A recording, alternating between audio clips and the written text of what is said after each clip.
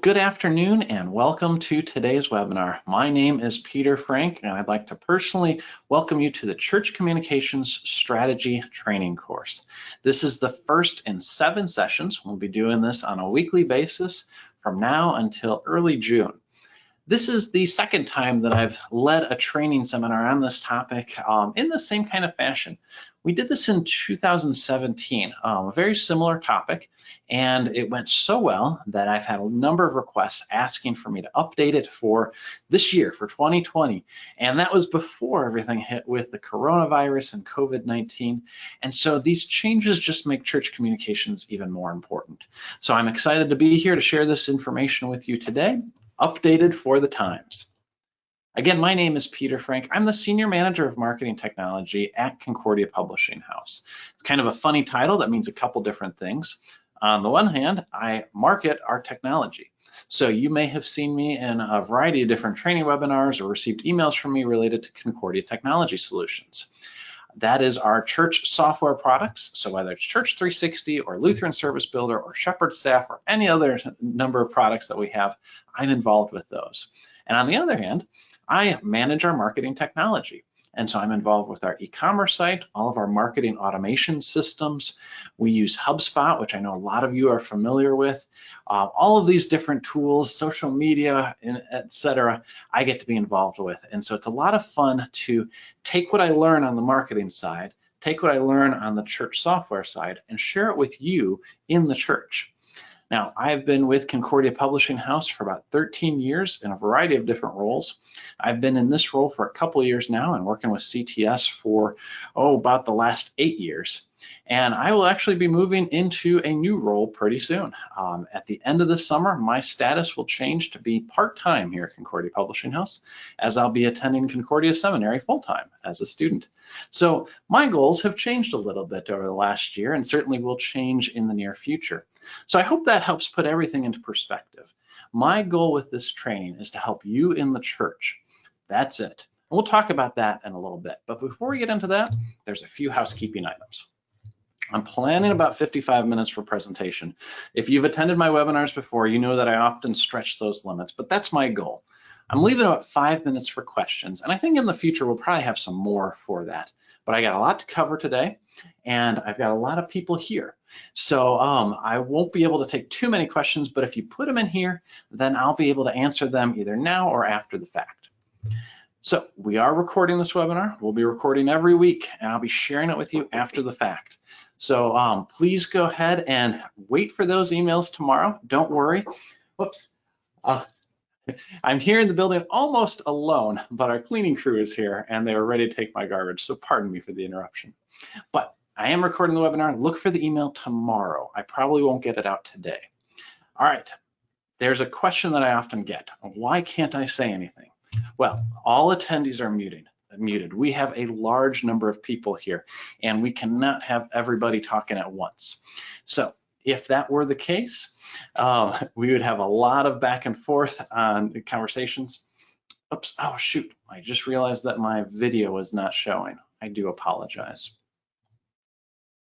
That's the fun part about technology. You get everything set and then things don't work. Oops, that's the wrong side of things. Here we go. Sorry about that.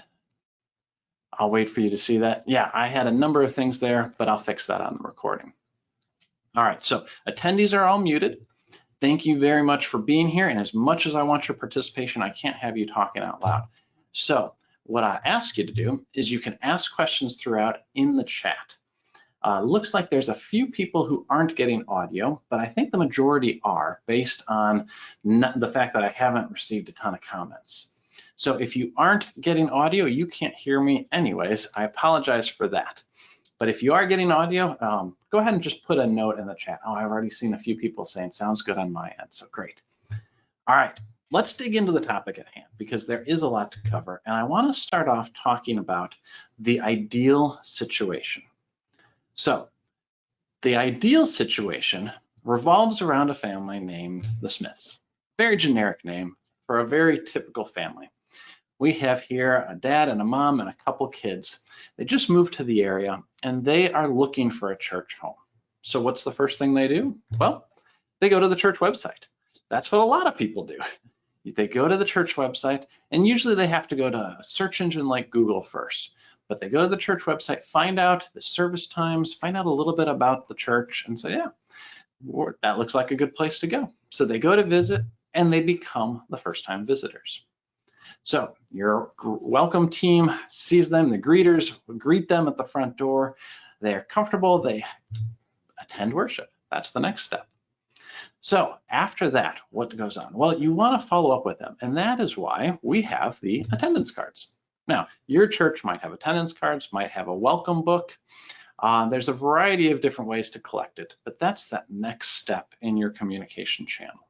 So they fill out their name, fill out their phone number, maybe their email address, and then you contact them, and over time, they might want to become members.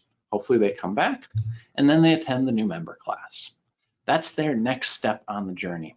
And your communication with them shifts from being potential members to being regular members. And now it's about getting them involved. And so you invite them to Bible study. And that is the next step.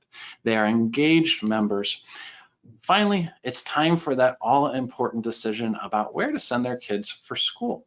Now, not all churches have a school. Many of them are associated with a school. If you're like my church, you've got a preschool and elementary school, and that's the last step. So the Smiths send their kids to that preschool. So now they are invested in all areas of ministry at your church. They attend worship, they attend Bible study, they send their kids to the school. Great. So that's the ideal situation, right? Well, what's right about this situation? Well, first and foremost, this situation revolves around the actions that the Smiths take. Now, certainly the Holy Spirit is at work within them, drawing them to your church, leading them in that direction. They are all doing these things empowered by the Spirit with very little effort by your church, by you as a church worker or a volunteer. This is set up to flow just like this example. That's the goal. That's what's right about this ideal situation. Well, what's wrong about this ideal situation? Well, for one, you don't know when these are going to start. You put this information out there and you hope that there's an ideal situation that happens where people come in and they see your website and they move through the different channels. Well, it's not a very reliable process. That's another thing that's wrong with it. There's a lot of places that they can fall out of along the way. And it's also a very passive approach, meaning that at the church side of things, you're waiting for those individuals to take actions. Now, this is not a bad thing, and we all wish we had the ideal situation. We all wish it happened day in, day out, where people are coming to our website and are somewhere along those lines. And for a lot of churches, they see this on a regular basis. But there's something missing. What is missing in this situation? Well, it really comes down to not having an overarching strategy, a communication strategy where you can encourage these actions. So the strategy for communicating what the right actions are at the right time. That's what we're going to be talking about here in this course over the next 7 sessions, including today. So before we go too far, let's define what a strategy is, because I want to make sure it's clear up front what this course is about, so that you don't have any misperceptions on what you're going to get out of this. So we're going to talk about strategy, and a strategy is not a list of communications tactics. We are certainly going to talk about communications tactics, and that is a key part of the strategy, but that's not the only thing. Additionally, a strategy is not joining yet another social media platform. Have you joined TikTok yet? Well, that is the flavor of the year, maybe flavor of the month. It's a popular network, but that is not about strategy. And if you look back, you'll see time and time again, a new social media platform came out, and many of them had great impacts on church communications, but not all of them did. And so you can't depend on a platform for your strategy. No, a strategy is a plan for achieving a goal. That's a strategy in its most basic form. You have a goal and you work towards that goal. The strategy is the steps you take towards that goal. So what does this course actually provide? If I'm not providing you a bunch of tactics, I'm not going to teach you how to use a new social media platform. What is this course about? Well, I hope to provide you with the tools that you need to determine that kind of strategy, the strategy of reaching your community, reaching your audience. Now, this isn't a one-size-fits-all strategy. There are going to be pieces in this that work and pieces in it that don't work, depending on your situation, depending on your context.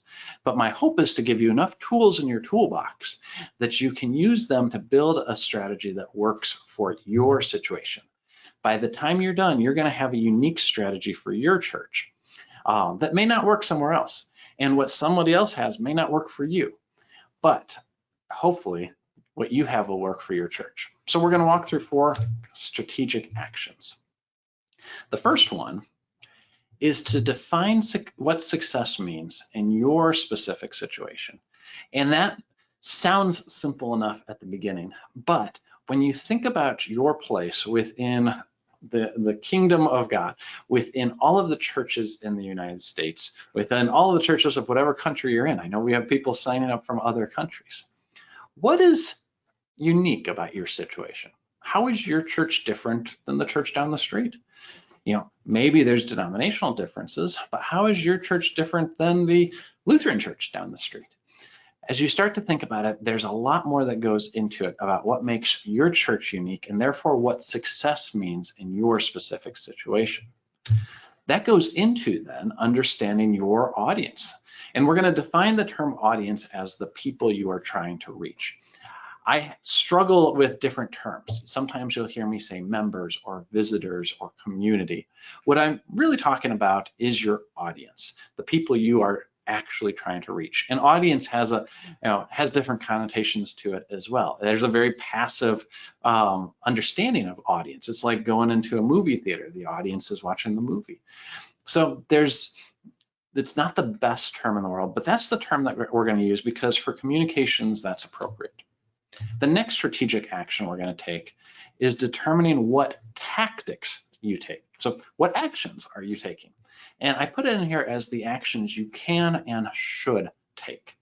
Now, you can take a lot of different actions, but what should you be doing? That's going to be different depending on your situation.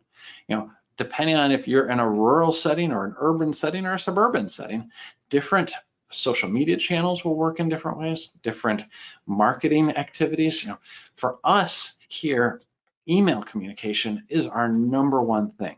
And I saw that with this course.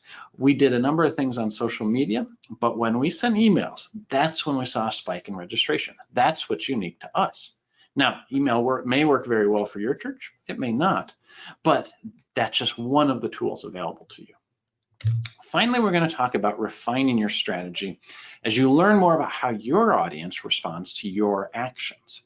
Again, you have a unique situation. You have unique goals. You have a unique audience. If you can get it right the first time, then more power to you, but you're probably not going to get it right every time.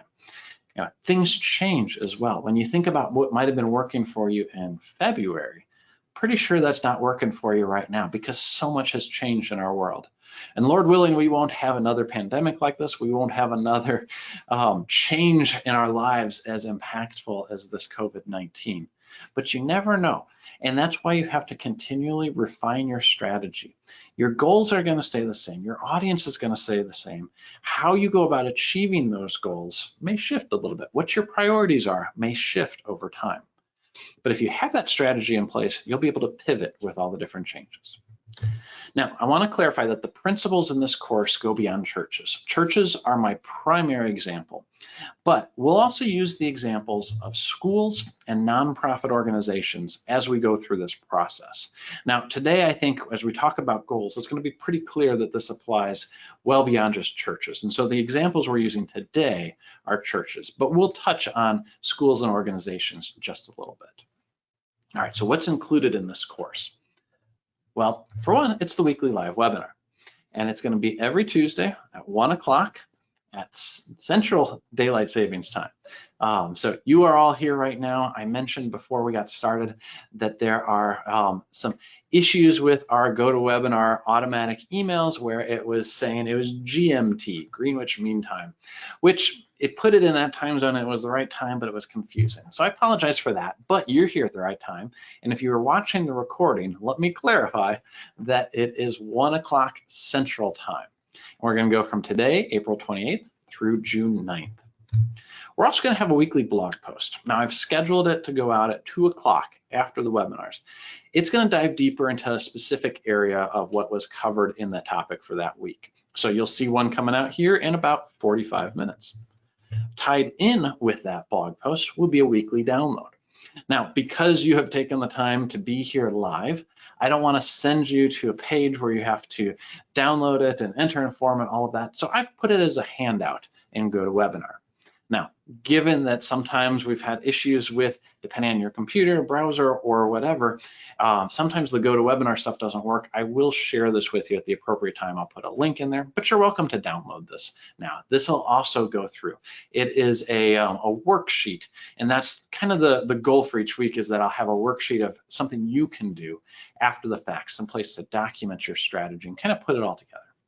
So what are our topics? I listed them in the email. I was gonna just list them here, but our designer, Sarah, put together some fantastic images for each week, and I wanna show them off. So today we are talking about ministry goals. The purpose is to define your purpose. That's what the purpose for today is. So ministry goals is a wide topic. We're going to try to focus down in a relatively short amount of time, because I'm introducing the course. That's taken a bit of time, but that's what we're going to talk about in just a few minutes. Now, next week, we're going to dive into your audience, and we're going to look at persona profiles. It's all about getting a better understanding of your webinars.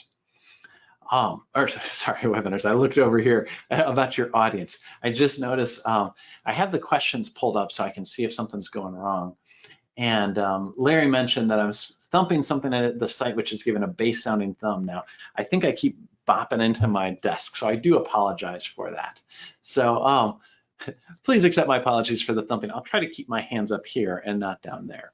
So next week, we are talking about persona profiles, understanding your audience. There's a lot of different activities that we can go through, but I'm going to try to give you a very common example of how to build a persona profile and how to assign profiles to the different people in your audience. It's about self-assigning as much as possible so that you're not having to know everybody before you can assign them. Next, we're going to talk about journey maps. And this is probably one of my favorite topics. This is really bringing in marketing strategy, sales strategy from the business world and applying it in the church context. And that can be a little bit iffy for some people, because we all know the church is not a business, but we often operate using the best practices of businesses, because what works, works.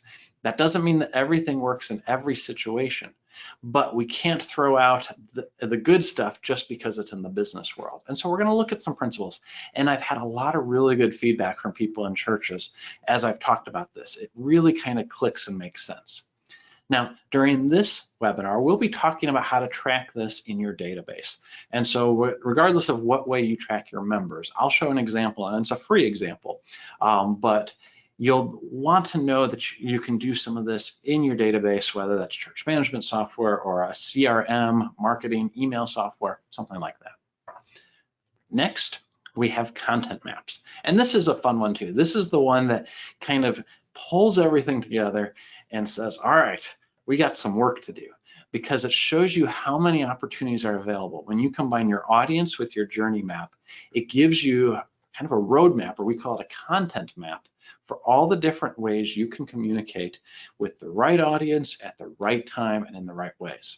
So this is going to be a really fun topic to get into, but it's going to require the other sessions first, so we can't jump into it too quickly. And then we're going to shift gears a little bit and talk about social media. There's a framework that I'm going to introduce to you that I learned a number of years ago, and when I first learned it, it really clicked for me and made me excited about all things marketing, because it just showed how it all fit together for the purpose. And so the phrase outposts comes from that strategy. So I'll walk you through that, or I should say framework. A framework is a part of the strategy. We'll talk specifically about social media that day. And we're going to get into some tactical things. We're not going to get into the one-size-fits-all solution where all you need to do is do stories 8 times a day and you're going to achieve everything you hope for. You're not going to hear that from me. But we're going to talk about the different ways to use social media and the ways that I have seen are effective for churches. Next, we're going to talk about church websites. And that same framework calls it the home base. There's a lot of different things we can get into here, from a technical side, from a design side, from a copywriting side. We're going to touch on all of those things, but it's going to be at that high level strategy focus. How are you using your church website? Your church website is your home base, meaning you control it. You're not having to worry about the whims of a social media CEO who adds a new feature and changes things or updates the algorithms, and all of a sudden nobody is seeing your posts. Now, I exaggerate on that. Social media is a wonderful tool, and I'm really excited about sharing information with you about how to use it. But I love church websites because that puts it in your control. You can do with it what you want, and ultimately that's where you're driving people in from a digital standpoint. That's kind of the first step for most people before they enter your church building. And so you want that to be a really nice, welcoming place. All right, so it looks like my last image was wrong. And that last one is campaigns. So I apologize for that, but I'll talk about campaigns briefly. Campaigns is about putting it all together, is bringing everything you have and adding this element of time and saying, all right, how are we going to go about in doing this? How are we going to put this onto the schedule? So that's where we'll wrap up. And our schedule is like this. Ministry goals today, next week persona profiles, journey maps, then content maps, social media on the 26th, websites on June 2nd, and campaigns on June 9th. So I've been asked this question a number of times, especially last time, and it was who should attend this course? Now, when we talk about church communications, but it goes beyond churches, it goes beyond schools and nonprofits. The principles in this go really with any kind of communication, but specifically for this course, I would recommend that anyone involved in church communications attend all the sessions, because while these first 4 are really about that strategy, and the last 3 are about the tactics and how you put the strategy into motion, it's important for you to understand that strategy and to be able to verbalize it and talk with the leadership at your church. And for the leadership at your church or school or nonprofit, I recommend these first 4 sessions, because if you understand the strategy, when you hear about the tactics, and the tactics may not make much sense, you'll at least have the confidence to know that it's part of the strategy and not just the next cool thing. Another question I get asked is, why are we offering this course for free? We had a huge sign up last time, and there's a level of value when you charge for a course. And so I considered charging for it this time, just because I wanted everybody to see the value. But with everything going on with coronavirus and everything going on with sheltering in place, it's a tough time for churches. And I didn't feel right charging for it. I got the okay from our leadership not to worry about that. And so we're not going to charge for it. Now, it does fit with all of our overall goals. Our goal is to help you leverage technology to increase efficiency in your ministry. That's what we do at CTS. That's what we do with our church software products, and that's what we hope to do with our training courses. So whether that is software or training, the goal is going to be the same. So that's why we do these kind of things, and that's why we're offering it for free. All right, so if you have any questions along the way, put it in the chat. I see there's a number of things there, and I apologize for the technical issues at the beginning. It's always fun to do things live and with a large audience, because something inevitably will go wrong, but that's okay. So let's go ahead and dive into ministry goals, defining your purpose. That is our session 1 topic. And don't worry, I'm not going to do this long of an introduction each week. All right, so what are goals? That sounds like a pretty simple question, and I'm sure everybody can give it a good definition for goals. But I'd like to go off of this definition. A goal is a specific desirable result that has not yet been achieved. And that is in contrast to a process, which is something that should be a standard operating procedure within your church. Now, I say this in a very simple term because I've heard it confused in conversations many times. When I first say what a goal is or talk about ministry goals, people say, oh, yeah, we have that. And then I start getting some examples and I realize that that's not the case. And so that's why I want to be very clear. So an example of a process would be to complete the bulletin by Thursday afternoon. I think that's a pretty standard operating procedure in most churches, whether it's Thursday afternoon, maybe Wednesday, maybe Friday, there's a set time that we want the bulletin to be done. If you still use a bulletin, which I know a lot of churches do. Now, think about that in terms of a goal, with the understanding that a goal is something that has not yet been achieved. That becomes complete a bulletin by Thursday afternoon. One of these weeks, we're going to get it done by that time. Now, that is a worthy goal. That is not really what I would define as a ministry goal, something that people can rally around. We'll talk about that in a second. Here's another one. Preach the gospel in truth and purity. That is a very good thing. I'm not going to say that is wrong, but if you put it under the definition of a result not yet achieved, that puts a very different light on that. So that really should be a process, a standard operating procedure. It sounds weird to call preaching the gospel a process. Certainly there's processes to getting it right, but as a goal, as something that's not yet achieved, that becomes very scary. And so that is not your goal. That may be part of your mission. It should be part of your mission, but it's not a goal.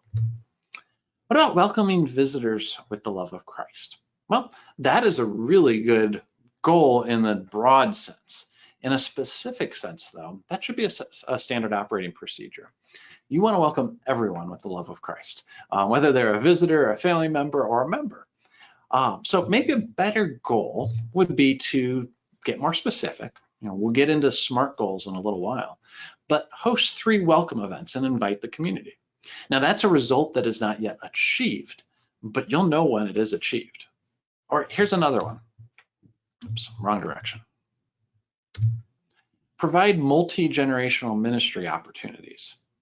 Well, that's certainly a worthy effort. That should be a standard operating procedure, I think, at a lot of churches, if not most. But a goal in that context, result not yet achieved, is add 6 MOPS volunteers by the end of the second quarter. MOPS, Mothers of Preschoolers, is a fantastic ministry for multi-generational ministry. Now, I want to clarify something. Both goals and processes are important parts of a communication strategy, and we're going to be touching on both of them in different ways. But I like goals for a number of reasons, and that's where we're getting into next. Why are ministry goals so important? Well, if you think back to what we talked about with a strategy, having that end result, goals define what success looks like for your ministry. Whether that is a church or a school, another kind of nonprofit organization, goals help you know when you win, when you succeed. And these are not terms that we like to use in the church world. In the business world, yes, usually goals revolve around sales. Well, we're not in the sales business at the church. We're in the business of winning people for Christ, sharing that gospel message. That's the real goal. But that's a heart issue.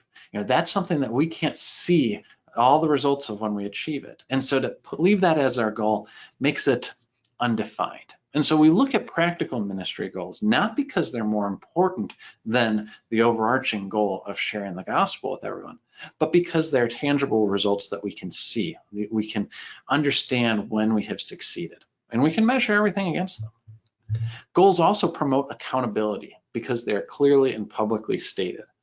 So when you think about it from either a staff side or a volunteer side, how do you hold people accountable when you don't know what the end result is? Then it's all about just working, and you'll never know whether you're working well or working poorly, but at least you're working. Goals allow you to say, we're going to prioritize these tasks, and that's what we're going to work towards right now. Now, having this kind of understanding really energizes your staff and your members towards that destination. That's where goals can be exciting. We have had ministry goals at my church for a few years now, and we just recently introduced that because it was something that we had talked about but never really formalized. And it's been fun to see how people have become energized by knowing what our focus is this year. it creates that extra excitement to say, won't it be great when we're done with these? Like, this will be exciting to have this achieved. And those conversations around planning the goals are almost as exciting as when we have the goals and complete them, because it just paints this better future. Knowing that the Lord will bless our efforts as we strive to serve him and get his word out to everybody. So there's a lot of energy that comes with goals.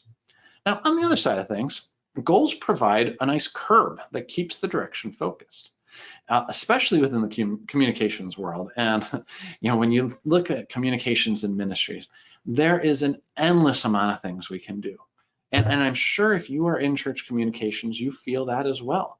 There is more than enough to keep us busy every single day. And I saw a funny meme about it with everything going on with sheltering in place. That was something along the lines of, why is it that we aren't having any services in person and we're working from home and we still are overworked in church communications? Well, that's the reality of this vocation that we have, is that there is an endless number of things that we can do to communicate the love of Christ with his people. So having goals helps you focus on what is really important. So it gives you that kind of permission to say no to certain things. And that's where we get into how are ministry goals connected to communications.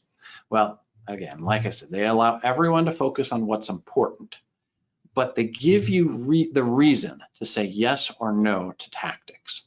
And as we get into that later in the course with the social media side of things and the website, and then into campaigns, there are going to be things that we need to say no to. There are going to be good things that we need to say no to. If you're like me, you probably have an endless number of suggestions and ideas. And we all know that we can't do everything. But when people are asking you to do these things or suggesting this, it's really hard to say no, because it is a good idea and it might actually work. Well, if you have goals, you can use that as your guide, as your curb, to kind of say, that is a good idea, but it's not the right thing for us, or maybe it's not the right time for us. And feel comfortable knowing that you have a reason for saying this. All right, well, why are processes important? Processes are not nearly as exciting as goals. Goals are like running a race and getting to the finish line. Processes are like daily jogging. It's not really that exciting. They're very important to do to keep you healthy, but they kind of get the short stick when we talk about it with communications. So we're going to spend some time, especially as we get into that journey map discussion, explaining where processes really have that proper role within communications. And as we get into campaign planning, we're going to look at how do you align processes with your goals. So processes allow you to optimize your daily operations. And that's a word that we really don't use in the church much, or at least I haven't heard it much. We use it in software all the time. If you have a slow screen in software, you want your developers to optimize that view. I'm sure there's been times where you've been on a website, maybe it's one of our products, where it's dragging and you're like, I wish this was better. That's what optimizing is for. And so as you look at your processes, as you document it, you can look at the end results of those individual processes and say, can we do better along this route? Can we improve things? Maybe it's not at the very end, maybe it's at the very beginning, and that'll make things better at the very end. So by having a strategy in place, mapping these things out, getting ready for that end result, you can improve your processes along the way. Now, processes are also important because they allow you to keep the lights on. And this is something that we have to struggle with on a day-to-day basis. Not necessarily keeping the lights on, some churches do. But when you think about the day-to-day operations within a church or within a school or a nonprofit, the operating expenses are key. You have to pay your salaries, you have to pay the electric bill, you have all these other utilities you have to pay for. And honestly, the things that pay for that is your weekly offerings, your tuition, your regular donors. The big gifts, the big pushes for enrollment, right at that start of the year, trying to get new students in, or the individual, events at that church, Easter, Christmas, Vacation Bible School. Those are fun and exciting. Those are not the things that keep the lights on. It's the 80% of the time when you are doing the week in, week out stuff.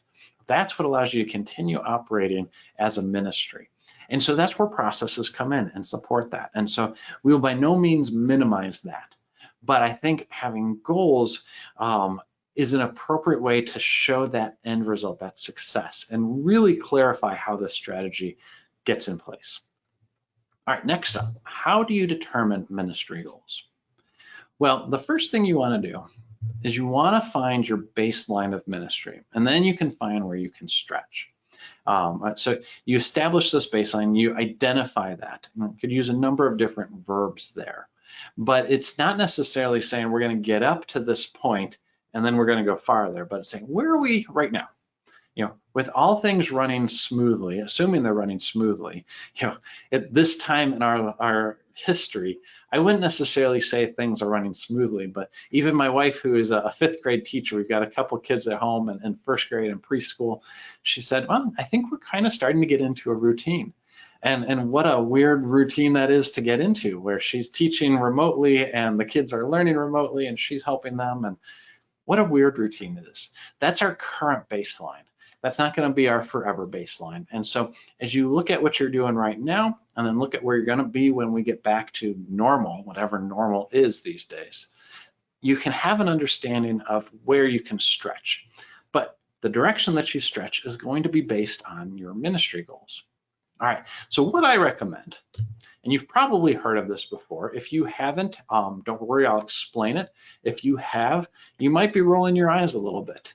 When I first introduced this at my church with church council, there's people who had heard about it, and there were some eye rolls. The SWOT analysis, that's how you pronounce it. The SWOT analysis is a very popular process in businesses that can be done well, and it can be done very poorly. It can be a tedious process, but I personally really like it when it is done well, which means when you focus on reviewing your entire organization, your entire ministry, your church, your school, your nonprofit, when you look at it from a big picture and you're really collecting that data to now say, all right, how do we move from here? So let me walk you through this. And part of the way you have a successful SWOT analysis is by agreeing on what SWOT means. So let's look at it. It stands for strengths, weaknesses, opportunities, and threats. But I'm going to define it as strengths being positive church characteristics, weaknesses being negative church characteristics, opportunities being positive environment traits, and threats being negative environment traits. This definition, if everybody can agree on it, really paints things in a clear picture to know where each topic goes. So you typically put it in a quadrant like this, where your top row are those church characteristics, and that second row are the environment characteristics. And then that first column, strengths and opportunities, are your positive characteristics. And that second column, weaknesses and threats, are your negative ones. So another way I define it is your strengths and weaknesses are things that you can control. Now, it may be that you've ignored your weaknesses for a while, or it may be that your strengths are things that just happen automatically, but they're things within your control, whereas opportunities and threats are things outside your control. That doesn't mean you can't take action and address them, but you are not the initiator and you definitely can't change them. And so when you think about it, a strength that I've heard at my church is that we welcome new visitors, that it is a very open and friendly congregation. Now, I know that we're not always open and friendly and welcoming, but that's what we hear from people who come to visit. That's what I heard from my parents the first time they came to visit our church. And it's important to look outside our own perspective and say, what are we known for? And so the download that I'll go through in a little bit will give you some of these questions to ask about. In fact, I mentioned this before, but if you're just joining us live on the webinar, you can download it from the handouts. And then I'll show you how to access it at the very end if you can't do that, or if you're watching the recording. So you start asking yourself, your leaders, maybe your members, some of these questions to just paint that broad picture of where are you at right now. And the weaknesses I think depending on your personality, it can be really easy to jump into that and say, well, we should be doing this and we should be doing that and we should be doing that. Well, don't look at it as something that's prescriptive. Look at it as something that is descriptive. What is your current state? Not what you should be like. What are you actually like? And then when you look at your environment, what are you dealing with?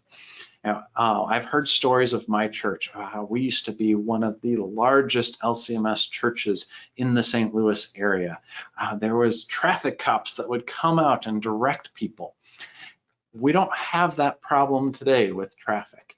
But if we focused on the past and how big we were, good we were back then, it would be ignoring the environment that we're in. At that time in our history, our environment was booming. The community that we are in was growing, and people were coming in, and we're just outside the city. They were just starting to move outside the city into the suburbs. And so it was a really prosperous community at that time. Well, things have changed in our community since then. We are not growing anymore. We are in a lower income area in terms of St. Louis County. Or maybe more in the middle, but either way, we are not growing like we were. And so our environment changed, and we've had to change with it. And that's not a bad thing. That's just a fact. So as you look at your SWOT analysis, be very honest and point to those things. Now, what this is going to do, and the download explains a little bit more, but it's just going to get everybody talking about your church in that same way. And when you think about it in communications, there's so much that is shared about that is simply just opinions. And you want to make this as factual as possible. Now, certainly your strengths and weaknesses will be opinions based on what other people are saying. But if you can point it to the other people and what they're saying about you, then it's not your opinion, it's other people's opinions. And it's your audience's opinions, honestly. All right, let's move on to the next one. I could talk about SWOT analysis all day. And actually, I will say one more story, because I didn't put this in the download because I kind of ran out of space. The process that we used at my church the first time we did it, I think worked really well. I've done it a number of ways here at work, but at my church, what we did is we took these 4 ideas, we put them out onto 4 different tables, and I put the questions on the table, the questions that are in the download. And then we rotated through it. And so every few minutes, you went from a different spot. So we didn't all start at strengths. We had kind of divided the group into 4, and then we rotated through it so that people weren't staying with the same people, because you start to get kind of that herd mentality of, if you've got the really vocal positive person or the really vocal negative person, it can influence the others. But we kind of mixed it up as we went. And so everybody had a specific order of where they were going. And then we took Post-it notes and we wrote our thoughts on those Post-it notes, put it on the table, and then we left it. Because what I did then is I collected all of those Post-it notes and I put everything down and I ranked it by how many times that thought was repeated. I allowed people to put a little check mark if they didn't want to write it down, but just say, yes, I agree with this. And so it gave us this kind of ranked SWOT analysis that helped us see what everybody's opinion was without focusing on any one thing. And it really led to some good discussions at our church council meetings after that. So I highly encourage you to do this if you haven't done it before. Now, this next section, I would guess that most of you have this. We're talking about mission statements. So your church's mission statement essentially establishes your desired baseline of operations. Now, that's a very technical way of saying it. That puts it within the strategy very well. But I think what you're probably more familiar with is saying your church mission statement identifies the who, what, and why of your church. Or at least it should. I've seen a lot of church mission statements that aren't that clear, but that's what it should do. And I'll point to the mission statement of the Lutheran Church Missouri Synod as a really good example of encompassing all of those things.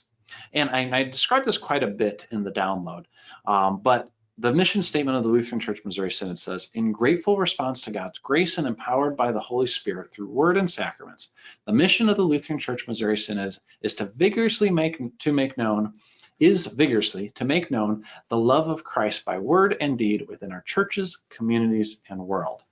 And so as you think about those things, the who, what, and why, That's all in that mission statement. Why? Well, we are doing this in grateful response to God's grace, and we're doing it empowered by his Holy Spirit. It's not us doing it, it's the Holy Spirit doing this. Well, that's the why, but what's the what? Well, it is vigorously to make known. You can't split that infinitive. I always switch those, but it is vigorously to make known the love of Christ by word and deed. And the who is for our churches, communities, and the world. So it identifies all of those things. Well, when you have a strong mission statement like this, then you can begin to align your processes with that mission statement. And again, all of this serves as the baseline for your communication. Imagine if you don't have this, then it's kind of a free-for-all.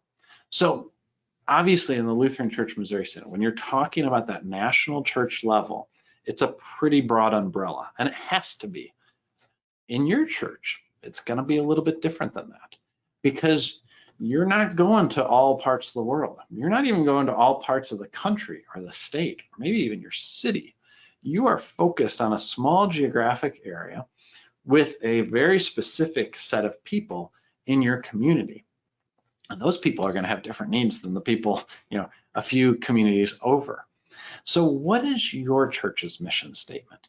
How do your processes align with that? Let me throw a few examples out there for you.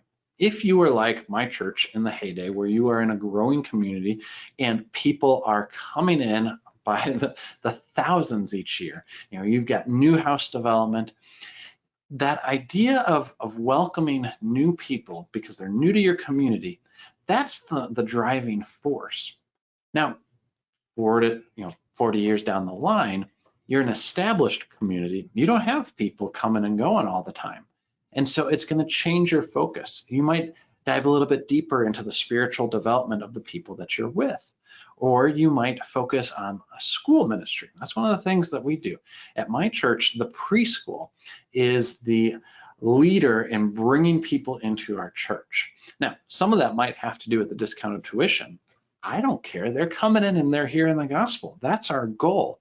And so as we focus on our school ministry, that's that point where we can welcome that new audience. Now, in other places, you might be, and there's a number of churches in St. Louis here that focus on people who are new to the country. English as a second language is a huge part of that. And so if your mission statement aligns with welcoming people into the country and they may never have even heard of Jesus Christ before, that's going to change your processes as well. So just because, I think we can all align with that goal of the Lutheran Church Missouri Synod, even if you are not Lutheran Church Missouri Synod, vigorously to make known the love of Christ by word and deed. That's what we're all for. As we narrow it down in our unique settings, what is our primary focus? That's the key question. So we walked through that some in the download. I won't go into more detail. I put a lot in the download this week because I knew that I would run out of time today, and we're doing okay. I've got just a little bit more. Next, let's talk about SMART ministry goals. So the SMART process is another acronym, and at CPH, as I say an acronym, at Concordia Publishing House, we love our acronyms. We have acronyms by the dozens. We have a document that explains the acronyms. So you'll have to forgive me for using a lot of acronyms, but that's just kind of how we operate here. So the SMART acronym is not one that I came up with, or we even came up with at CPH. And I've seen it a number of different ways, or at least defined in a number of different ways. But I like to refer to this as specific, measurable, achievable, relevant, and timely goals. So that is what SMART stands for. So what does that mean? Oops, actually, I think I'm jumping ahead too far. Let me go back to that. I removed a few slides because I decided to put it into the download instead. But there's some very specific questions that go with this that you can ask yourself. But as you assign as you pick your ministry goals and you start looking at them, you want to put them in wording that is very specific, meaning I know exactly what that's saying. It's measurable, meaning I know when it's done. Like I can tell you exactly when that's complete, and I can tell you when it's incomplete because it hasn't happened yet. So you can measure the completeness of it. It's achievable, meaning that it is certainly within the realm of possibilities. You want it to be a stretch, meaning it's not a guarantee, but you don't want it to be so far out there that you say, well, I've never seen this happen before, but we're going to give it a shot. No, you want it to be achievable, because if it's too far out there, if it's too much of a stretch, people aren't going to be rallied around it. You want it to be relevant, and that points back to your mission. If it doesn't tie in with your mission statement, then it's not worth it. So it has to be relevant to your unique situation. And then it has to be timely. There has to be an end date to it. And often I've seen goals fail when the timeline is too short or too long. If it's too short, then there's too much activity going into it right at the beginning and you can't quite get it done. And if it's too long, it takes a long time to pick up steam and get excited about it because the end is so far off. So I recommend that you keep your goals within the context of a year or so, or if it's a bigger goal and you have fewer goals, then you can stretch it out a little bit beyond that. But if you have like a 10-year ministry goal, that's a long ways away. There's a lot that changes in 10 years. Even 5 years is a bit too far, for really anything. So I recommend keeping them within that 1 year range. That's my personal preference. Now, as you look at the kind of goals that you might have at your congregation, you've got your mission statement that is driving your standard operating procedure. That's your baseline. But if you're going to stretch, where are you going to stretch? Well, you might stretch within an audience. You might look at your current situation and say, I know that I have this audience down, but in my environment, there is a different audience that I can pursue. And so you might be reaching a segment of your community. Again, that's why it's important to look at your environment and not just at your church.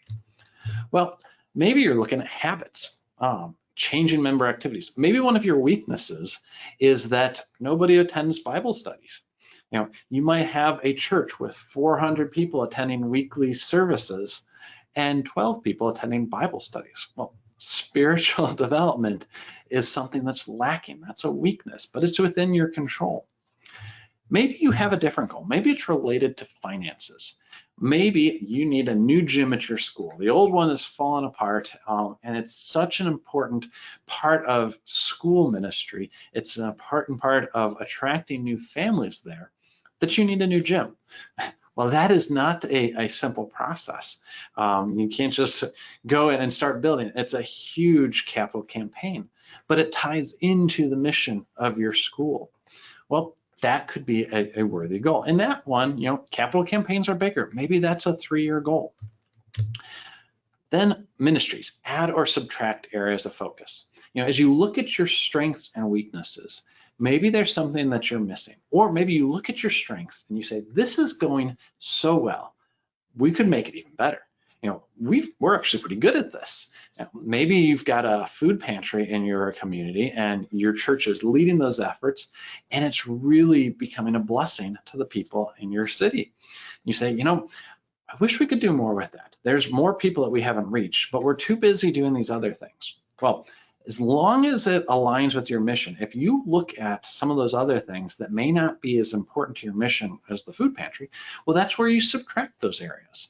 And so by subtracting, you're adding emphasis and time and energy into the thing that is most important, or at least that's your goal. So a few example ministry goals before we wrap up. First off, host 3 welcome events for the community by the end of the year. I showed this before. This is a really good SMART goal, because it has all of the different aspects of it. It's measurable. I know what 3 there are. It's relevant, we're assuming, based on the mission statement. It's very timely. End of the year, we know exactly when we need to do it. And, is that achievable? Well, I think so. Increase Bible study attendance by 20% by the end of the year. Raise $500,000 for building improvements by the end of August. Launch a community food pantry by the end of October.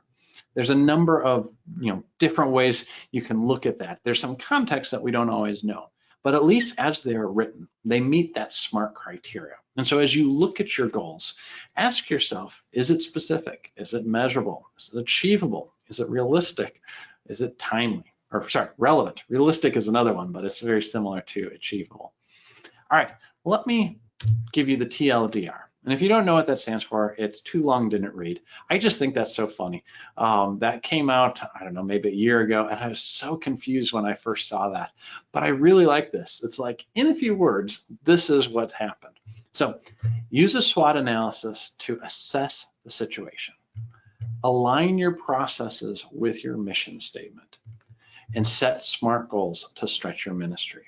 This all lays the groundwork for your communication strategy at your church. So once you have this in place, everything else becomes easier because your focus is, you're focusing down on just those key things that your church can do. So I encourage you to dive deeper at our blog, concordiatechnology.org. That new post, Setting Ministry Priorities in the Age of Technology, will be launching in about 5 minutes. So hang tight, it'll come there soon. And then I also encourage you to download the Ministry Goals Worksheet. Now this is a handout that is part of our GoToWebinar. And if you can see that, you should be able to download it. But if you can't, let me switch over my view here. Make sure you can see me. Uh-oh, there we go. Oh, good. All of my different notifications from Chrome are popping up. I do apologize. So here is the blog post. Now, the easiest way to get to the download is to go down to the bottom of the blog post and click Download Worksheet. That's going to take you to a form. In fact, I can show you that form. And I often get asked the question, well, why do you make me fill out a form when I've already signed up for the course? Well, that is a really good question, and it's because I typically don't have a way of just giving you the link. Now, I will send you the link in the email that I'll be sharing, but if I can find where my chat is, I will also just send this to everybody. So you can just go straight to the thank you page and download it, and that's if you can't access the download within the GoToWebinar panel. So when you get to that goal worksheet, you should be able to print it out. It doesn't look quite as good black and white. Sarah did a fantastic job of designing this with some cool colors and graphics. So you can use this on your screen, but you'll see there are the different questions that I have for the SWOT analysis. And then there's one that you can start filling in. You may want to go with something like a bigger sheet of paper. Then we talk about the mission statement and some questions you can ask as you're walking through that process. And then finally, SMART goals. And those are the clear questions at the very end that you can ask yourself. So I hope that's helpful to you. If you have ideas on how to improve it, let me know. I'm always looking to make this course even better. All right, the next thing, persona profiles. This is all about understanding your audience. This will be next week, Tuesday, May 5th, 1 o'clock Central Time. So just to be clear, it's 1 o'clock Central Time, and it will always be 1 o'clock Central Time, no matter what GoToWebinar tells you. All right, now let's spend some time in Q&A. If you don't have time to stick around for Q&A, I won't be offended if you leave, but a lot of times we get some good questions. So if there are technical issues and you put it in the Q&A, I can't help you with that, unfortunately, and it's a little bit too late. So I'm just gonna look at some of the questions that are relevant for our topic today. And I may follow up with some of you if I need to outside of this. So it looks like we've got a number of things here. Let's go through. A lot of people had just fine audio. Let's see. Oh, I'm so sorry for the people that didn't. All right, first one, Corey's asking, do you have any tips for the use of specific apps for members and guests? Well, we'll talk about that a little bit as we get into the tactics side. I'm not going to go into that too much, but I can give you kind of the preview and say that my recommendation is that your website is first and foremost, because people can access that without downloading the apps. Now, at CTS, we're looking at all sorts of different options for what's called progressive web apps, which is basically based on a website. If you have to have, if your audience has to go through the process of downloading an app on their phone, they're probably pretty committed to your organization. And so then it's more about members and such. We'll talk about how to use that, probably not in great detail, but I'll make sure to include that in that section. All right, a couple people asked, and I'll try to repeat this as often as possible, will the recording be shared? Absolutely. Wait for it tomorrow. Everything should be recording just fine. Yep, it still says it's recording. So I'll be sharing this with you hopefully tomorrow morning. I am going to adjust the video a little bit because my slides weren't shown at the beginning. But yes, I'll be happy to get that to you. Oh, another question. Will the slides be available to download? I didn't even think about that, but I'd be happy to make them available. All right, Gary is saying, how do goals compare with tasks? Well, I think I would say that tasks and tactics are very similar. Now, in the realm of communications, I tend to refer to them as tactics.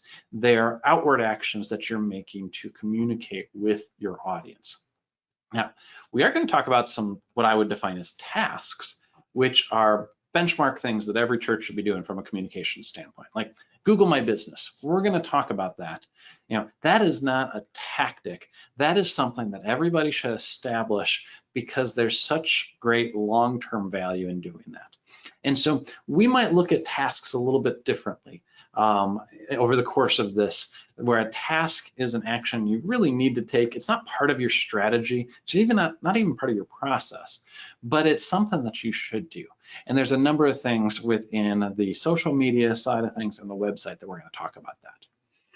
All right. Is there a strategic way to lead people into fewer kinds of media? Well, I don't know. I'm sure there is, but I don't know if that's necessarily a worthy goal. And I say that because depending on who the person is, they may be at a different point of their use in technology where they're trying to figure out which works best for them. I think really what you're talking about is that heart issue of how can we drive people away from focusing on the device, the newest platform, and focus on God and His Word. In which case, if they're focused on God's Word, it doesn't matter how many different media devices they're using or kinds of media to focus on His Word. I mean, that would be a blessing. And there's so many different ways. I mean, technology has opened up doors for us everywhere. Now, especially in the gospel, I mean, we can go and access any Bible that we want, regardless of the language. It's so available. So I don't think media or the different kinds of media is the problem. What you're really describing is a heart issue where it's taking the attention away from God and His Word. And that's the problem. And so we've got some blog posts about that on Concordia Technology. I think that could be part of your communication strategy if that's your situation, if that is your, that is one of your goals, is to help people focus on God's Word, whether it's in media or out of media. Well, then I think there's a number of things you can do, just like all worthy goals. All right, another question. Is it better to have every ministry leader agreed and invested in one clear communication strategy for ministry? Well, yeah, I think having everybody committed to one clear strategy is always better. If you have multiple strategies, you're going in different directions, and that's not helpful. But I think if you get this first part right, and that's why I invite church leadership to these first ones, if you understand where your ministry goals are, and you have an understanding of what the communication strategy is, then you can let those who are handling your communication strategy just move forward because everybody's on that same page from a ministry standpoint. And so, as long as you know what those goals are, how you implement them with those tactics, you can leave up to the people who are excited about tactics because you're all still on that same page. So absolutely. The Lutheran, this is from Jeremy, the Lutheran 3 uses of goals. Curve shows us what we wanted to do. Mirror shows us what we actually did. Guide informs our processes going forward, even though we don't achieve perspective. That is excellent. I really like that. I will probably borrow that from you, Jeremy. Thank you very much. All right, Ronald is asking, should a church have a procedure manual to define the goals and document the process? I think that, well, first off, that would be an ideal situation. We talked about the ideal communications strategy from an internal perspective. Having your processes, having your strategy documented, just makes it really easy to keep everybody on the same page. That said, as you go through this process, it's going to change quite a bit. And what I have found, especially working in here at CTS, is that documenting is a start and keeping it up to date can be a lot of work. It's a worthy thing to do, but having the same concept, knowing what your strategy is and why you do the things that you do, is more important. So if you can document just that, or if you can verbalize that, that's the most important thing. And then document it once you've got it pretty stable. But it is going to change quite a bit as you learn more, as you gain more information about your audience. Yeah, it's going to continue to change. And so you want to have that flexibility there. What you don't want to do is say, well, we planned this out. It's written here. We're going to go by hook or by crook. You have to have that flexibility to adjust it. And so if you can do that while still document it, great. But make sure, I think that flexibility is even more important than having it documented. All right, Jackie said, our church has wrapped up a strategic planning committee that did SWOT goals for our church. I feel like we're on the right path. Jackie, I agree with you. I think you're on the right path. Good job. Lori says, I love SWOT analysis. I wish each ministry would do it for their group and then have council look at them as a whole to get a big picture SWOT. Absolutely. All right, mission statement. Gary's saying our mission statement is then our reason to be and for whom we exist. Absolutely. All right. Do churches have this is from Jackie. Do churches have a dedicated communication person on staff? Do they rely on secretary? Thoughts on how to express the importance of this to the church board? All right, there's a couple questions there, and I can answer the first ones really easily. Some churches do. Some churches will have a dedicated communications person. Some churches will have a person who is dedicated to, or will have a person who is the only one dedicated to communications, but that doesn't mean they are dedicated to communications. And some will have a team, some won't have an idea at all. Some will have volunteers. So I've seen it in all sorts of different situations. I think the role of church communicator is becoming more and more common. And I would guess that most churches, if they could afford it, would hire somebody full-time to do communications for them. We're not all in that situation. And so I think you'll see a wide variety. And that's why we open this up to anybody. I mean, you don't have to be working at a church to come here. You could be a lay person. You can be watching this after your full-time job. It's gonna vary by church, and that'll change what you're capable of doing. But that doesn't mean you can't still define a good strategy. And then the next thing, thoughts on how to express the importance of this to the church board. Well, I think it goes down to your goals first. If you can get on that same page with your ministry goals, which is why your church board is there, well, then the communication flows from that. It's easier to adopt. There's fewer obstacles. You can, when there are ideas, because there's always ideas, you can put them in line with your ministry goals. So I think it all ties together that way. Let's see, Larry's saying, oh, yeah, Larry's giving me some feedback about my microphone. I had that at my last webinar as well, but I haven't had the opportunity to adjust it. I did a webinar this morning, and one of my coworkers said that same thing. All right, let's keep going down. What time are we at? We're a little bit past 2. So I'm going to keep going a few more minutes. As long as you all are staying here with me, I'm happy to continue to present. Do you have tips for bringing various leaders, committees together on the same page to get everybody on the same page for communication strategies? Well, there are a lot of different ways of doing that, and it's going to depend on your church context. And I hate to say that it's going to depend. But I'll tell you this, one of the things I have learned, I lead our church council, and I'm on the board of elders, and working with churches on a day-to-day basis in my job, I am continually convinced that one of the biggest challenges churches face is communication, but it's internal communication, and is that there are people who are so committed to the ministry that if something goes apart from what they see it as it should be, they get very upset, and there can be tension, and people avoid tension, and so they tend to not communicate internally as much as they should. But I think that if we are all open and honest with each other, and we are intentionally being honest while sparing each other's feelings, we have to approach it in the correct way. But I think if you can be pretty blunt about why you are doing the things that you're doing, why it's important to have ministry goals, why we need to have a well-defined mission statement, why we need a communication strategy, if you can communicate that clearly internally and really focus on that why, I think you'll have more people get on board with it. That doesn't mean everybody's going to get on board with it, but I think you'll have more people. And you don't have to have everybody on board with it either. One of the things that I learned in college in our group dynamics class is that consensus is always the best thing. What is the most agreeable solution? You don't want to necessarily make it a democracy where the majority rules. 51% of the people think this is a good idea.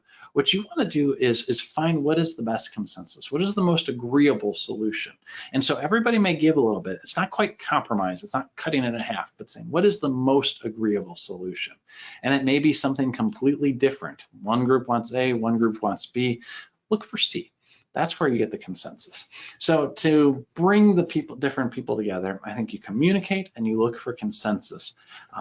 That's far easier said than done. But like I said, there's no one size fits all solution. All right, let's see. Very good name, Peter, is asking, do long range goals fit into this? Yeah, absolutely. I think long range goals do very much fit into this. But it's in a different way. As we talk about long-range goals, I'm guessing you're talking about big building projects, or where you're looking to be from a staffing point many years down the road. There's a lot of different ways you can look long-range. I think if you have the long-range goals, it's easier to come up with the short-range goals. But depending on what those goals are, they might fit outside of your communication. Like I cautioned at the beginning, real long-range goals are hard to get people to rally behind. We just finished up paying off our building debt. We had a big building project years ago, back in 2006, and we've had faithful people continually contribute to paying that off. That was not meant to be a 14-year project, and so it kind of lost some steam, but thank God there was faithful people. He has blessed us with some very wonderful donors in our congregation to continue paying that off. But you could see that it lost steam. So long-range planning is certainly important, but I think it's in the overall context where it ties in with those short-term ministry goals as well. But I think ultimately it all aligns to your mission statement.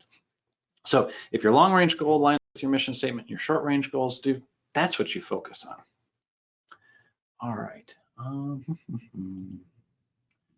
going to go about another minute. There are a few of these that I may follow up on. They're going to be some longer answers.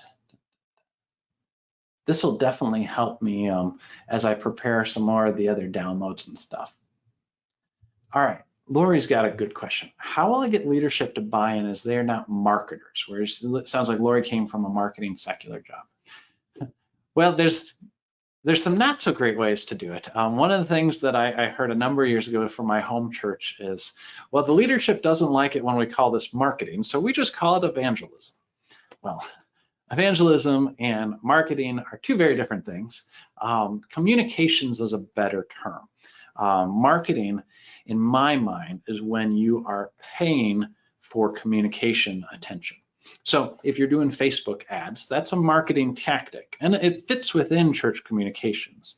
But there's an ROI that comes with it. There's an expected return, and those are some things where marketing really is a more appropriate term. And that's why I like using the word communications, because ultimately, there are specific goals, but it's not profit from a financial sense, which marketing conveys. As a marketer, I have certain financial goals that I need to achieve. Well, that's where communications comes in. Communications is about getting your mission out into your audience without necessarily that expectation of having those financial results. So I would start there, but I'm going to sound like a broken record. As you point back to your ministry goals, that's something everybody can get around. And if you show how those communication efforts tie back to your goals, to your vision, your mission statement, and your ministry goals, I think that's the best way to get everybody on board. All right. Well, we have, yeah, there are a number of good questions. I'm going to only answer one more, and then I'll wrap up, and I'll try to follow up with some of you. In the future, I'll leave more time for questions. Today we had a lot to cover, but let me answer this last one. I'm only an administrative assistant, so I'm low on the total pole to make decisions. Following the strategies presented today, I think this would help our church a lot. What are some suggestions you'd give to me for trying to get leadership on board for even just discussing things in this webinar? Well, Jillian, that is definitely a tough task, and I feel for you because I think there's a lot of people in your situation and you just don't feel like you have that right voice. And it's going to take some time to do that. First, I'll say that you in your own role, apart from everything else, can still put these strategies in place, because as you focus on the mission of the church, even if your leadership doesn't want to define it as a mission statement or with goals, you can see by where the efforts in your church are, what is the priority. And so you know your audience very well. You know who you're communicating with. So you can begin to put these into practice. And the more that you can verbalize why you do it, the more you'll be able to explain to the leadership. And when you need them to define some things, that's when you put in that context. You know, I've really been trying to do this because of X, Y, Z. It would be so helpful if we knew what our specific goals were for this year, because then I can do ABC. So start putting that context. You don't have to wait for them to apply these strategies. The right thing is always the right thing. And that's what I'm trying to teach you, is the right way to communicate with your audience. It would be a lot easier if you had everybody's buy-in, but that's not always going to happen. And so do what you can do in your role. Think about it strategically. Don't think about it as I'm just doing an action after action because I have to, but how does it tie into the bigger picture? Prioritize those things. And as you talk about that, I think others will come on board. I think you're going to see the success and success of communications. You know, people are responding to things. That always leads to some credibility. And then I think you'll have more of a voice with the leadership. All right, I would love to answer more, but I am losing my voice, so I'm going to wrap up now. Thank you so much for coming today. I look forward to seeing you next week as we dig into persona profiles. Look for an email from me tomorrow with a link to the recording, with a link to the download and the blog post, and then I'll also put the slide deck out there for you. So thanks again. I look forward to talking with you next week. Have a great day.